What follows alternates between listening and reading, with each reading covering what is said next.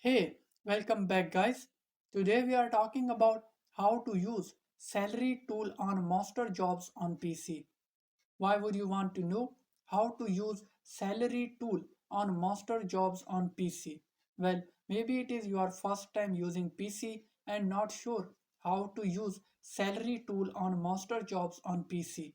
So today I am going to show you how to use salary tool on master jobs on PC. Check video description and I will try to leave the written instructions. Using salary tool on master jobs on PC is quite simple and easy to do. First of all, you need to open any browser. I am using Chrome browser. Click on it. Now at the top search bar, write monster.com. Now you are seeing Monster Job website. From here in the left side, you are seeing salary tool. Click on it. Now in the job title section, add a job title. For example, I am adding video editor. Now add a location.